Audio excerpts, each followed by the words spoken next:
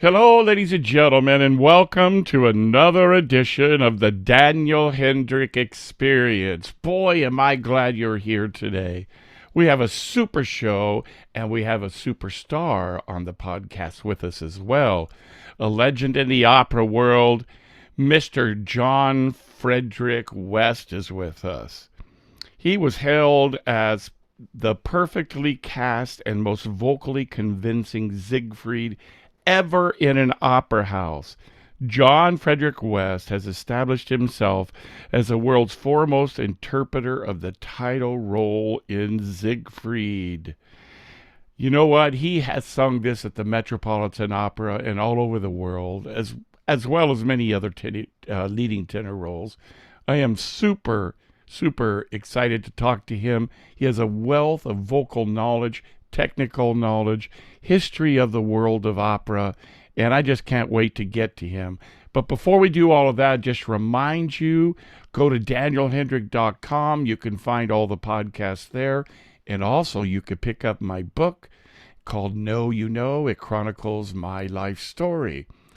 And on top of all of that, you can find the video versions of these podcasts at the Daniel Hendrick Experience on YouTube. Once again, the Daniel Hendrick Experience on YouTube. So without any further ado, ladies and gentlemen, let's bring in the legend himself, tenor Mr. Jon Fredric West. All right, ladies and gentlemen, once again, thank you for being here on the Daniel Hendrick Experience, interviewing famous opera stars from around the world. And as I stated before, we have a legendary performer with us today, Mr. Jon Fredric West. My brother, thank you for being on the show. I'm most pleased, and thank you for having me as a guest. Where are you right now, Jon? I live in Utica, New York. We lived in New York City for 15 years, and then we moved to Yonkers, bought a house in Yonkers, and lived there the majority of my active career.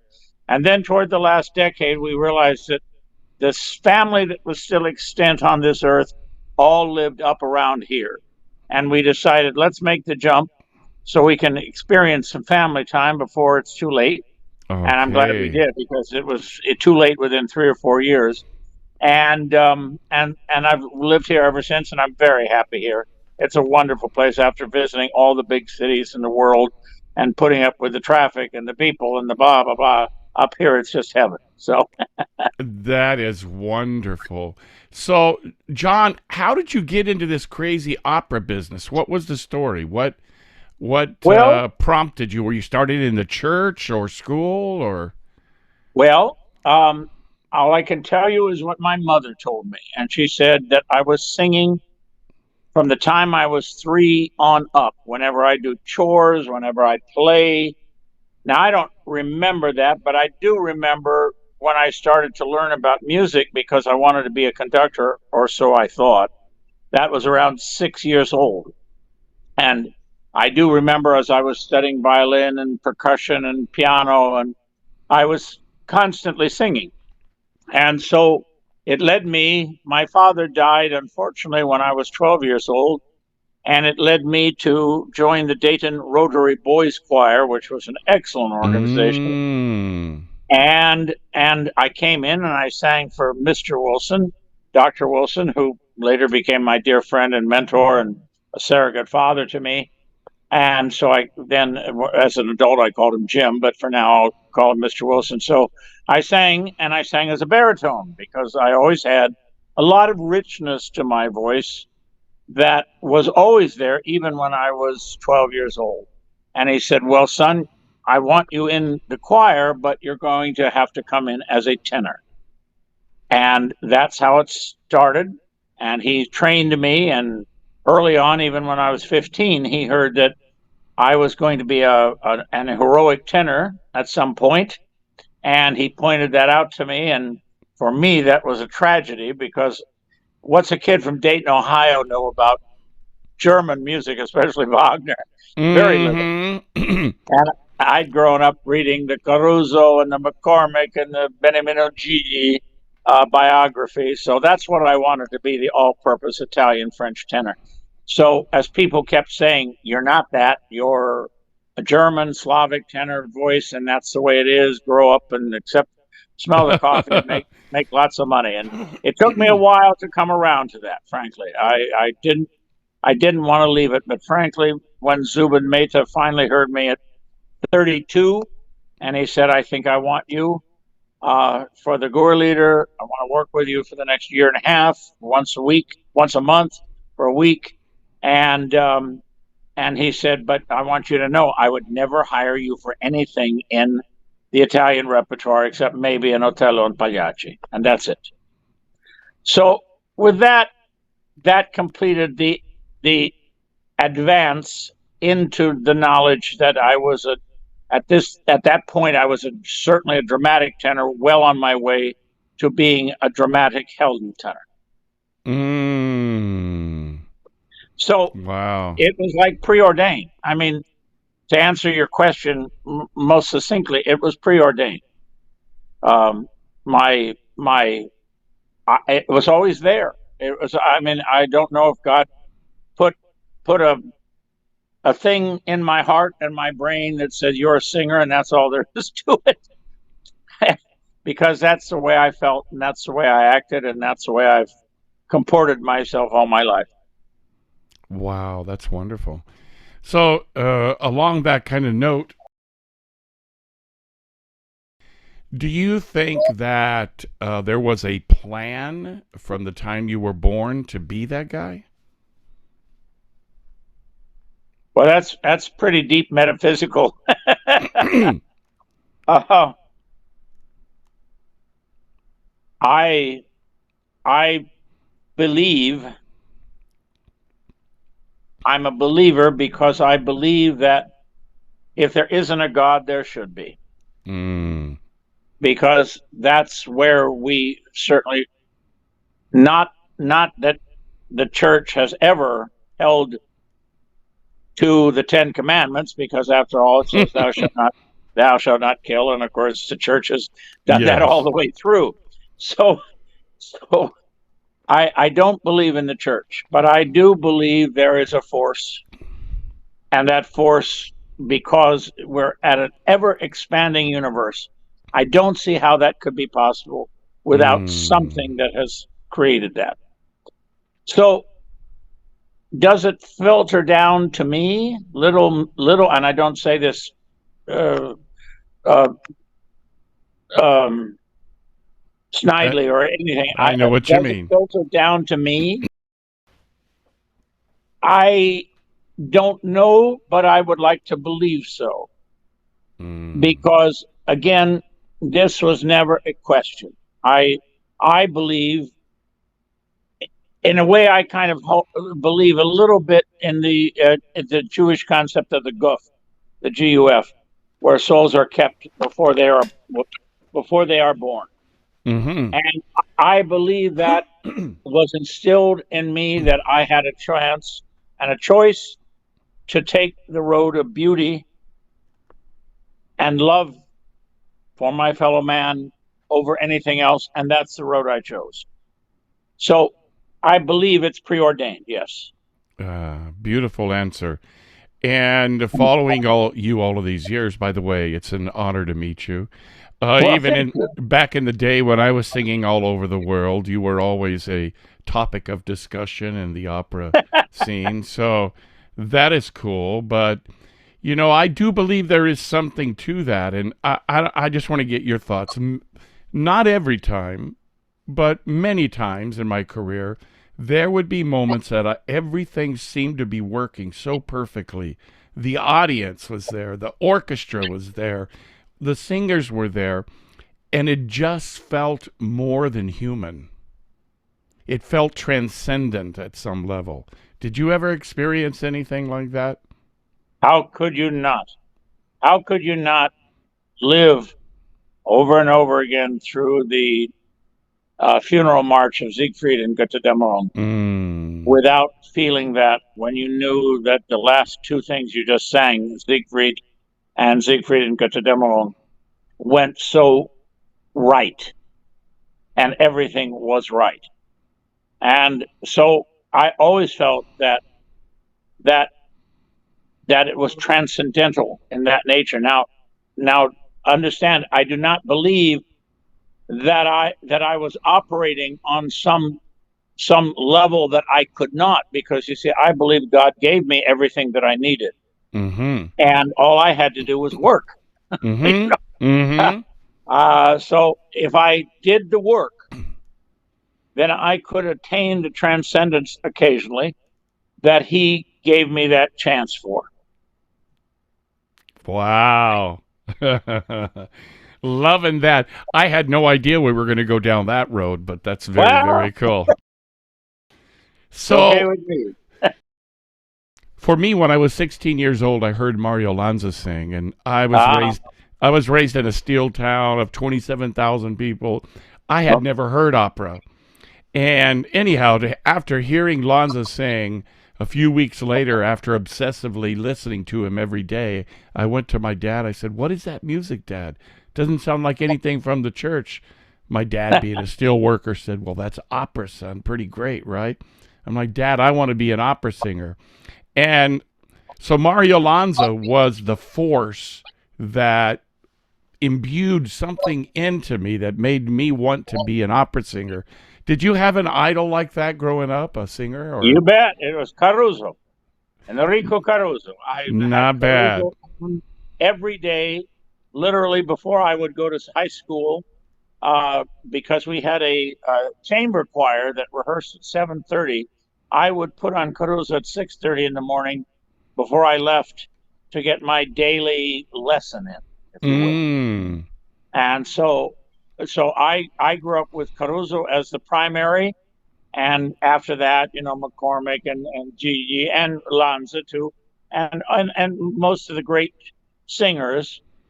Uh, I find that all of those, the top five in any given, Poncel, Stieber, Freni, if you listen to them, you hear the remarkable similar technique that allows their voice to speak uniquely, but the technique is similar, and it is the duty of every singer to ferret that out. What are those simple 5, 8, 10 secrets that they all do? And if I can get on that and ride that wheel in the same way, then I can have a chance at being a great singer. And so that's what it all taught me as I went on. Wow. And have you been able to synthesize those 5 or 8 or 10 secrets that you could share with us? Well, well, yes, I guess I could. Um, Although I'm my teaching is tailored to what the person needs to hear in the sense of Mm-hmm. what they're doing wrong. So everybody is different, and everybody I have to come at from a different angle. So one person I may come over from the left in, and the other the right, the top, Yes. the bottom. But I can give you some basic things. Yes. First of all, I believe simplicity is the necessity. I think teachers that haven't sung, and I mean sung for a long period of time in cross repertoires, and having heard or sung with many different types of voices, they make it too complicated. They Mm. come up with a simple concept, and then they add, slash B slash C to A. And then it gets so complicated that you say, what are you talking about? Mm-hmm. And I think it's imperative to simplify with the most common denominator examples. For instance, we say, what is opera singing? Well, look at a baby cry. A baby Yes. can cry all day. Wah, wah, wah. You look at their stomach, what they're doing in their uh, lower pelvic floor, their Mm-hmm. intercostals, their abdominals, and then what are they on? That's, you might say, that's the controlled shout, the projected theatrical voice of the great Mm-hmm. actors, the British actors that could fill up a hall without a mic and sound like you're right next to them. Yes. which I heard Richard Harris all the time doing Camelot back in the day when he was touring and I was touring in Turandot. We seemed to wind up in a lot of cities at the same time. And I would go and listen to how he could project. It was amazing. Mm. And you begin to, well, what's so hard about that? Actually, that's not hard. It is that getting on that controlled projection or the blade or the squillante, whatever you want to call it, it's all the same. And understanding that's the most natural thing that we do. We Mm-hmm. just screw it up as we go. Yes. That's the basic thing, you see. And then people talk about, then we get down a little bit more technical on the open throat. Well, what is that? Well, people completely misinterpret it as the yawn. The yawn is not an open throat. It's actually controlling the back of the throat to go into the climax of the yawn. That's Mm. not an open throat. What's an open throat is if you take a breath in through the nose, relax, mind you, take a breath in through the nose as deeply and comfortably as possible. You will feel two things. You will feel the larynx begin to travel down in the neck, which is all we needed to do. And the throat will relax and the fauces go this way. Instead of come in, the fauces go east and west. And when Mm. you feel that space, that's the open throat. And it's as simple as that. Then our job is to keep that. So our baseline technique. So we first got to get the baseline to keep that sound, to keep that feeling in as much as we possibly can. Later on, that becomes our guidepost for whether a role is right for us. Because if I can't keep that, no matter how hard I Mm. try to work it out on the role, then the role is probably wrong. And past that, when you get to be past a technical singer and into an artist, then you begin to learn how to negotiate the tone so you don't come off the voice and you don't lessen projection, but you do color. So Mm. so it becomes a drama that just happens to be sung.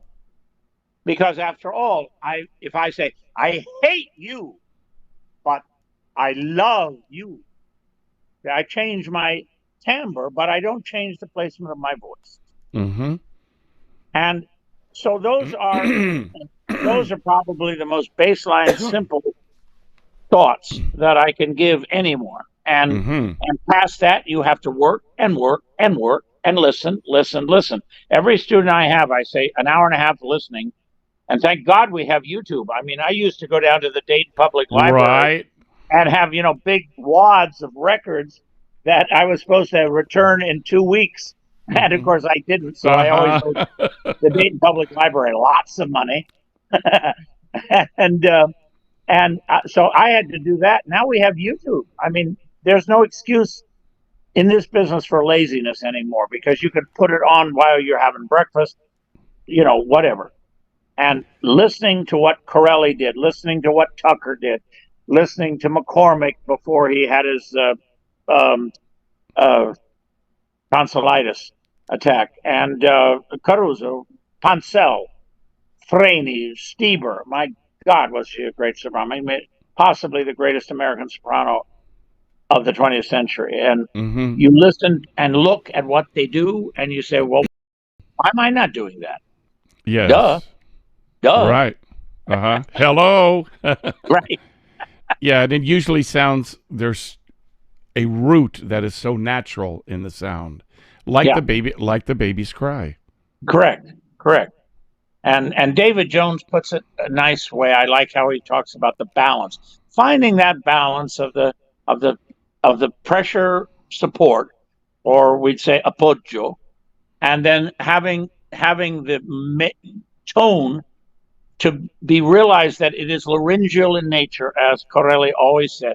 Nothing Mm-hmm. to do with the mask. That's all a lie. It's all stupid singing.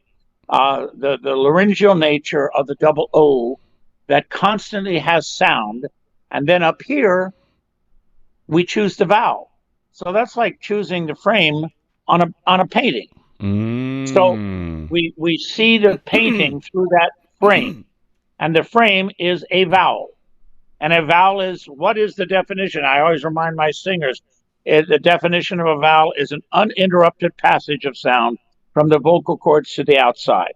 Mm-hmm. So virtually anything could be, I mean, caveman talk could be a vowel. Mm-hmm. And so we have to understand what those 5 Italian vowels are, how they look, what amount of aperture do we need in the mouth, in the jaw, keeping the tone full always from the larynx, and having the proper amount of pressurized air column to support the tone. That's it. Fascinating. All right, I have an off the wall question for you. Since you're Yep. obviously the man of knowledge, and I am a huge student of technique. Do you believe that there is such a thing as perfect Italian vowels? Perfect. Now, I don't know what you mean by perfect, because even an Italian, depending on where they're from, will speak it a little differently, as you know. Exactly. So when I was in school, the instructors were saying you always have to say the perfect Italian vowel. And then I would listen to Gigli or Caruso on any given number, and the vowel on that note, the same word, was simply different. Yes, of course. Of course. I mean, nobody. I mean, we're all different physically. Yes. We all have a different aperture and a different jaw, different set of muscles. So everything's going to be different by that individuality, which we all have. Again, it's not about what it's. Let's put it this way: every time I was knee deep in Wagner land, and I was getting tired of Wagner, and trying to keep my head in sanity, I always put on Richard Tucker singing "Tiri Tomba, Tiri Tomba, Tiri Bah. Tomba." Mm-hmm. And it reminded me, okay, I'm not going to sound like him when I do it, nor do I want to. I want to sound like me, Exactly. You. but I do relatively the same thing. It's Yes. ba, not bo. That's what I mean. Yes. Yeah. So And I worked with Giuseppe Di Stefano for a long time.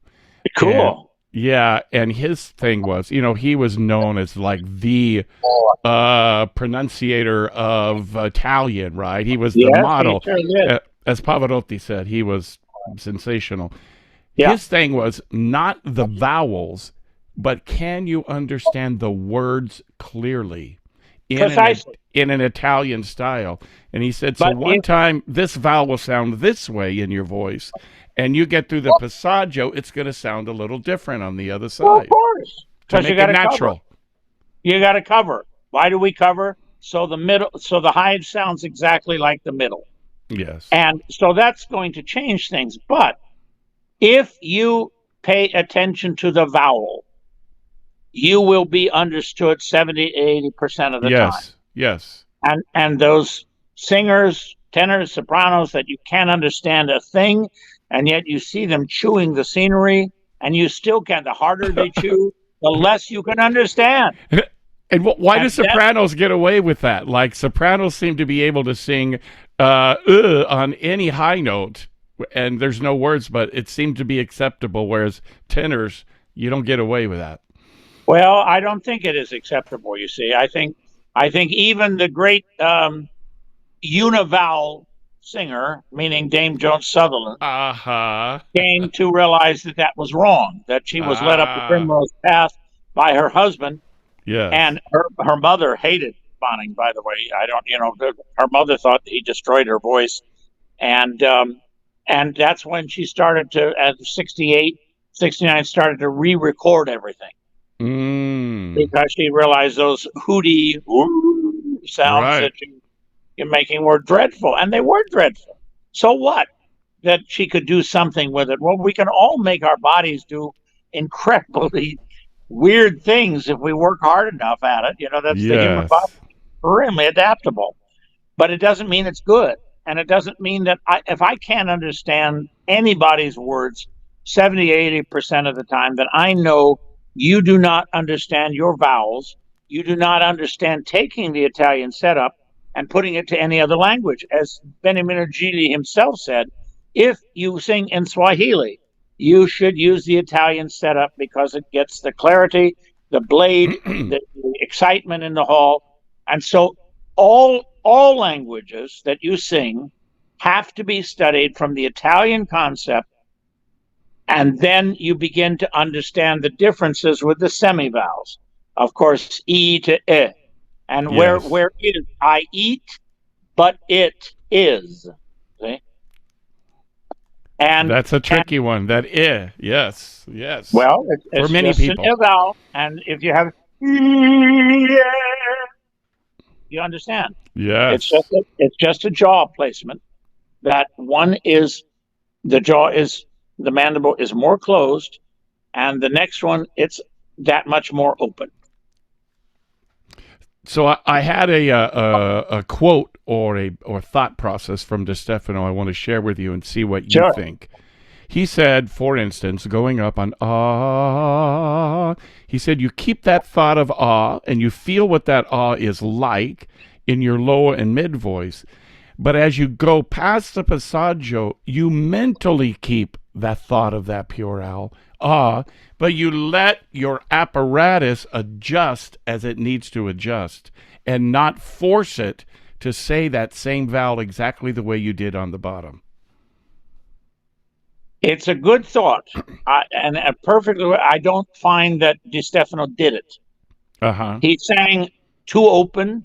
Oh, too especially high. later. Especially later, yes. Especially later when he was trying to do all these roles that he had no business singing. It was a Yes. beautiful,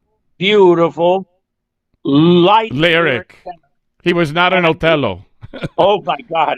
Not even a Manolo Sco. And Gili found a way to do that.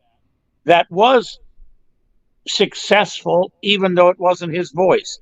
But Yes. yet he could do it because he understood the difference between Gili and DiStefano. Gili understood how to cover. Yes. And he could, if you listen to that Christmas da da cherubim in coro, that one, I forget the name of it. Mm-hmm. There's two or three verses, and each one he sings differently. One he covers, one he sings open, one he sings in mezzo voce. And so you hear that all three of those approaches are totally clear, textbook clear for what he needed to do, but he chose to do it this way or that way.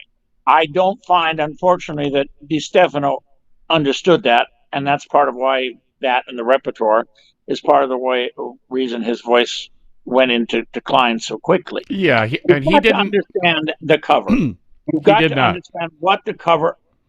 So you have to, I always like to picture it's a big oak tree, and the trunk is the slim part, and so we keep it slim.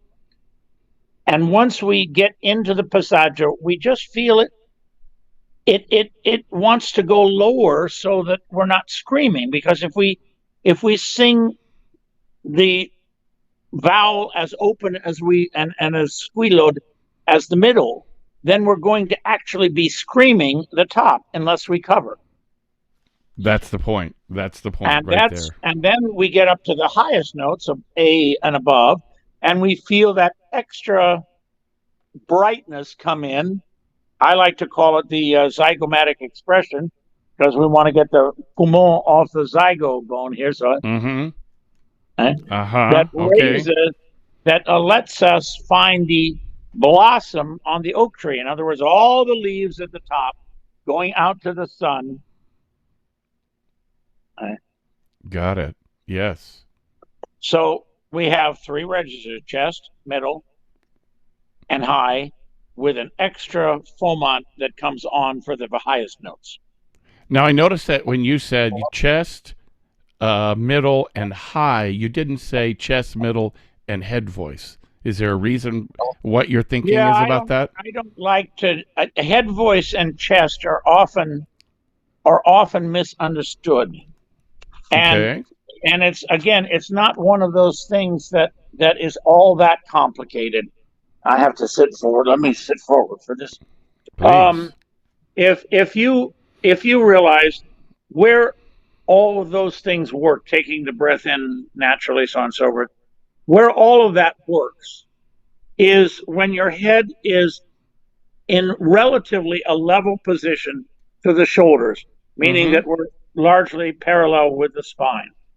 If we raise up, we add more chest. If we lower the head, we take out chest and go into head.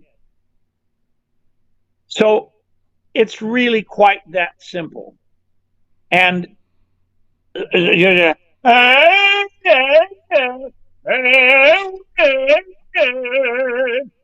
so you see, you Mm. you know, well, I want my voice to be beautiful and as large, flexible as it can be.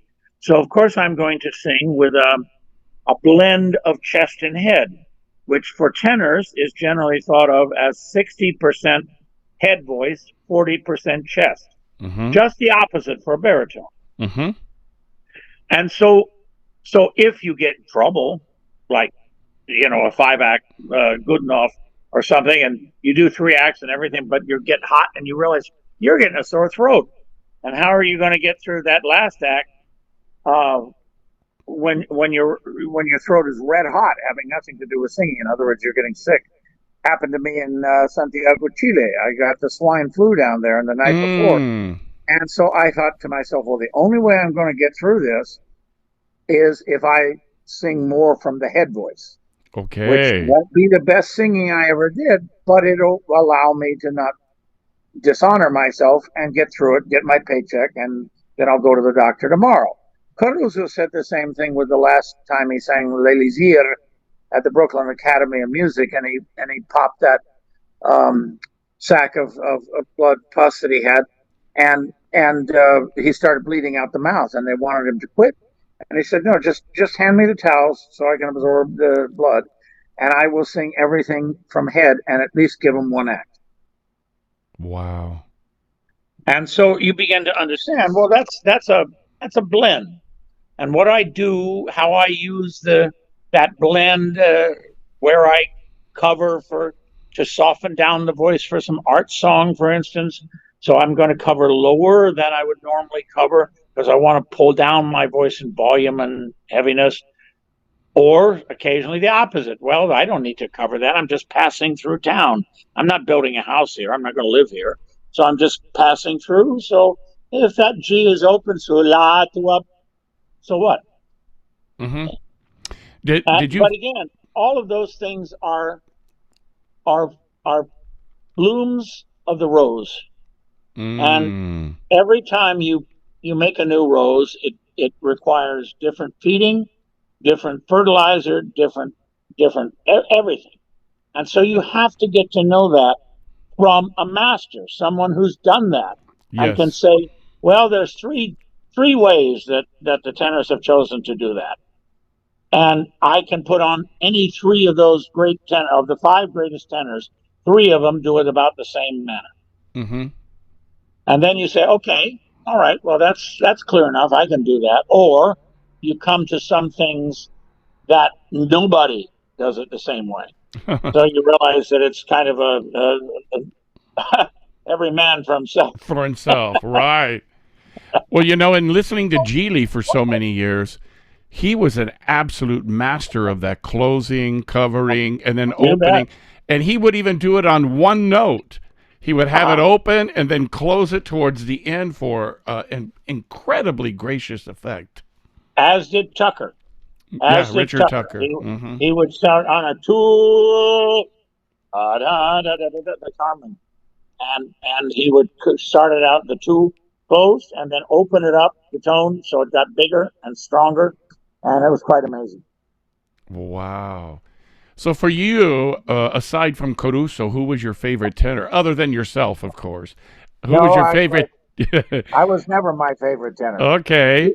No, I don't know. I know few singers who can really stand to listen to themselves, Oh, and I follow in that.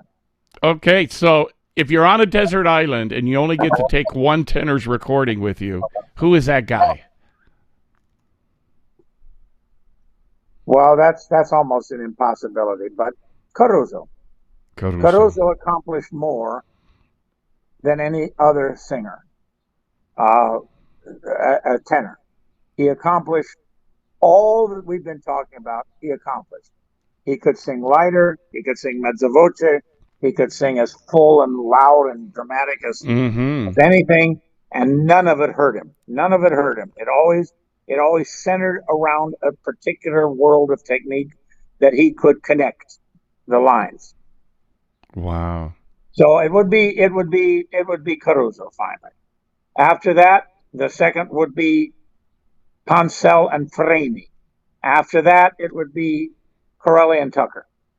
Wow.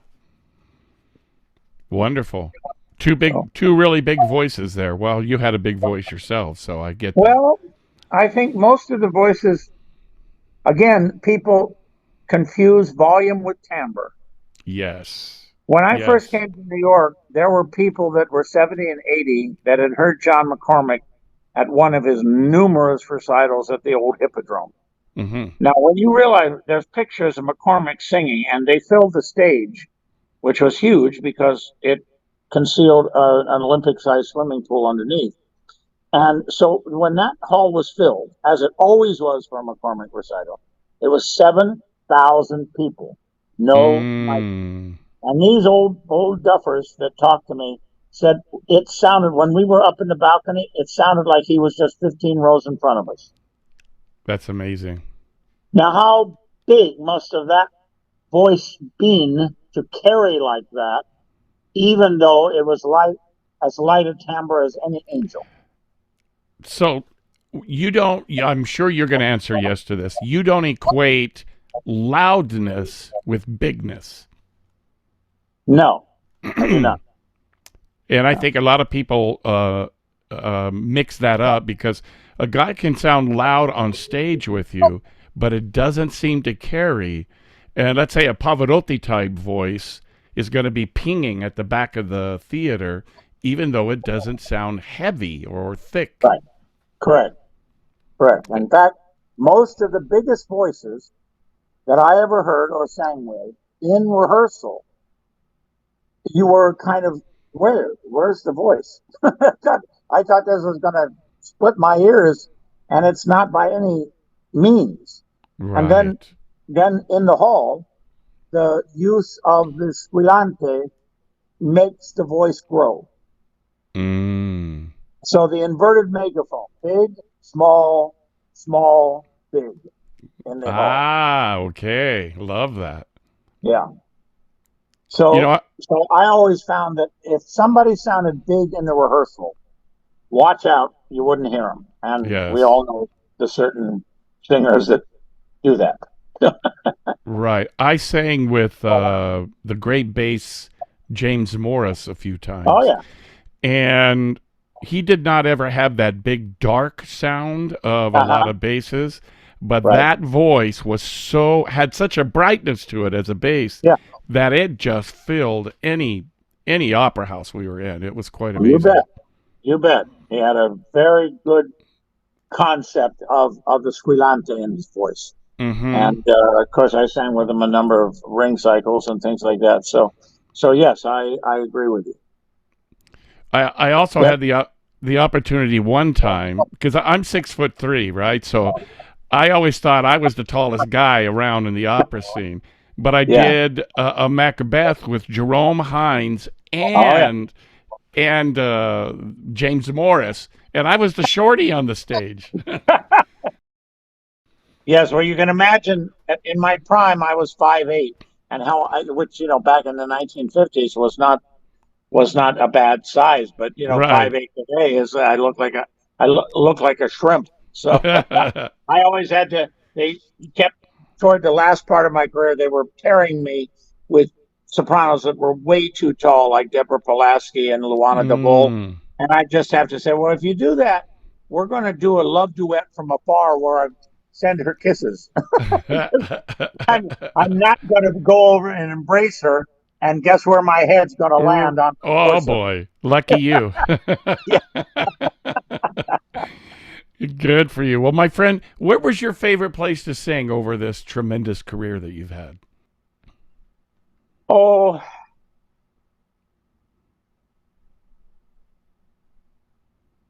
I would have to say where they appreciated me. Mm. That was my favorite place Hmm. because not everybody does appreciate you. Yes, You know, true. my kind of voice, which is cello like rich as a tenor, was not always considered beautiful. Hmm. I thought my voice was very beautiful, I but agree. some people were the Italian, the more Mediterranean, the brighter, the Hmm. Lauri Volpi. That's beautiful. And so the last ring cycle I did, they brought back Audie Schenk to restage it. They really shouldn't have. He was too old to do anything, and what he did wasn't good. But anyway, he was there, and this was toward the end of my career. This would have been 2009, I believe, and all of a sudden, everybody stopped and said, "Oh, Audie wants to come up to the stage, and we have to help him because he can't walk." And so this guy came all the way from the back of the hall to the stage, walked up to the stage, and walked to me, and he said, "You have the most beautiful voice that I've heard in 45 years." Oh. And that, I mean, needless to say, everybody at the Met was, well, okay, Hmm. you know, no matter what individual ones of us have thought. Yes. And so I felt very appreciated. And so the houses that knew of what I was and appreciated, like the Metropolitan, I mean, I had a standing ovation after every act of every performance that I did there. I had Mm. a standing ovation in well, the last few years I constantly had standing ovations, and so I was very honored. I was and when I did, I knew that audience appreciated me. They loved what I did, and so those were the places that I wanted to be. Now, if there were health concerns, like I didn't enjoy Madrid because they most assuredly sort of have a different of an Alfredo Kraus sound in their mind, and it's very high and Mm. dry there in Yes. the winter, which I did not like at all. I hated dry environments, and they didn't even have a spritz bar hung on the stage, which every opera house has a spritz Hmm. bar, not Teatro Real. And so, where did I enjoy? I enjoyed Barcelona and Oviedo in Okay. Spain and Valencia. Those people heard what I did.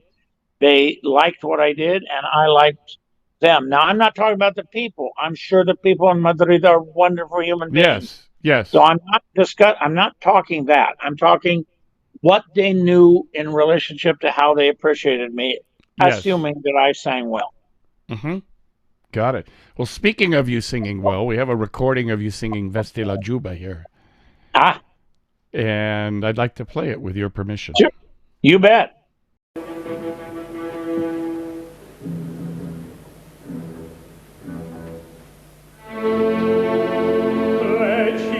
Recitare mentre preso dal delirio non so più quel che dico quel che faccio eppure sforzati sei tu forse non tu sei al capo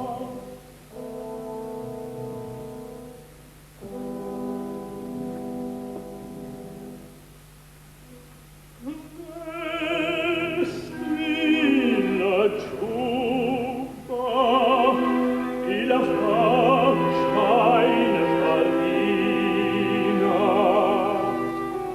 la gente paga per rider vuole qua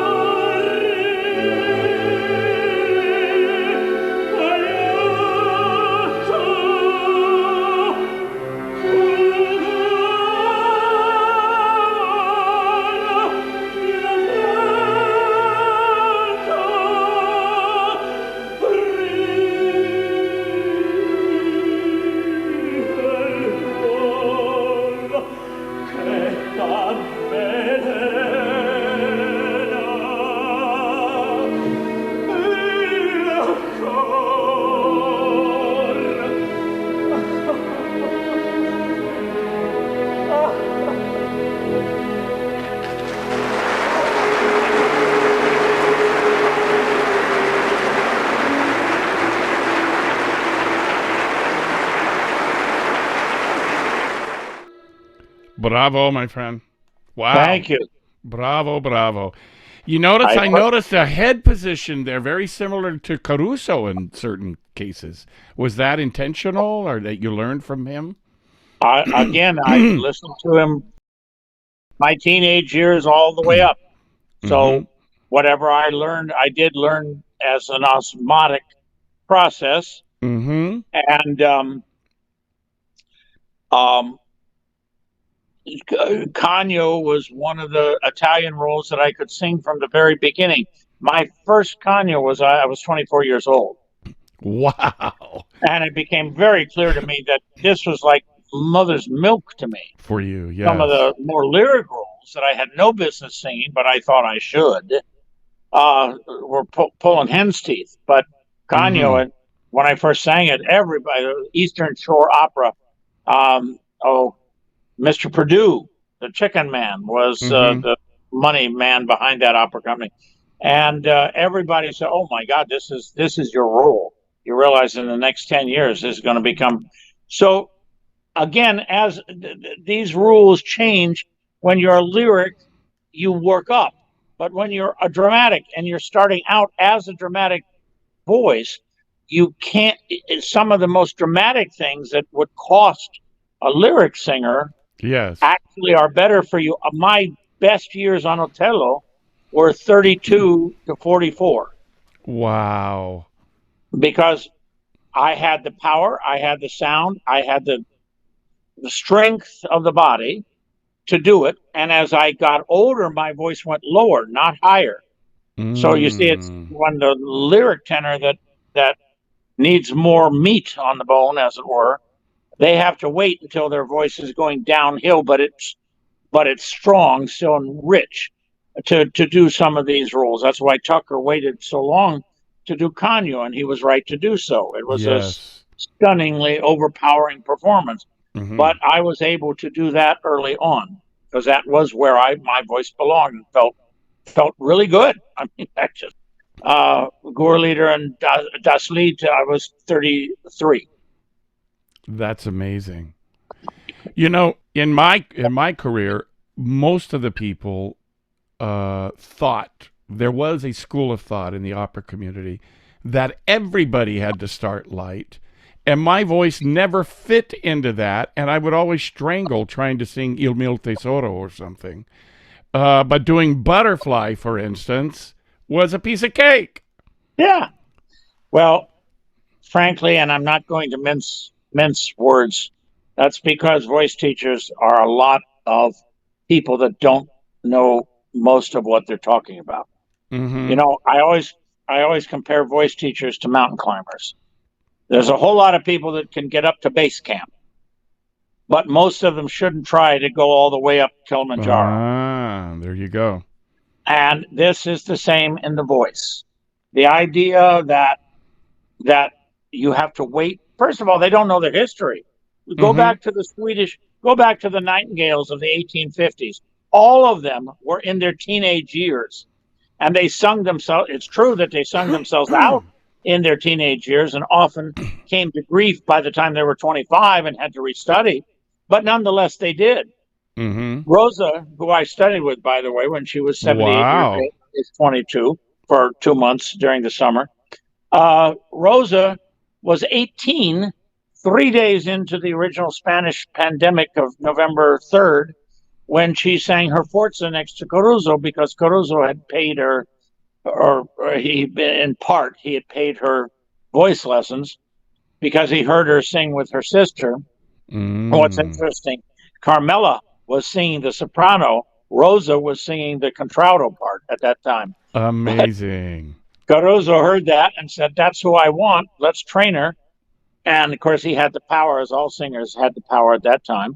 And so the Met acquiesced and said, "We'll pay half, you pay half, and she'll be ready in 3 years." Now, Rosa did say that I wasn't really ready. I was ready technically, but mentally and spiritually, I was not ready. And that's one of the reasons that I always had an overwhelming fear of working on stage. And that's one of the reasons I wanted to quit early. not just because of the Carmen reviews, which frankly she deserved. That was terrible. But Thank you so much okay, for being on the show today. And ladies and gentlemen, thank you for being here every Sunday on the Daniel Hendrick Experience. I love you guys, and mucho thanks to the legend in the opera world, Jon. God bless you. Thank you for your wisdom God today. bless you and thank you. I've really enjoyed it. And I'll reach out to you and let you know when it's going to be on the air, my friend. Please, and send me the best. I will do that. All right, Jon. Thank you so much. Take care. Bye-bye. Hi, folks. So right at the end of that interview, I got a message from Jon Fredric West, and he wanted to comment a little bit further about the school of thought, about the different methods of teaching and guiding a big voice as opposed to a more lyric or leggero voice. So I just wanted to plug this in at the last second so you can hear his words of wisdom. Check it out. Well, thank you, Daniel. That was a lot of fun.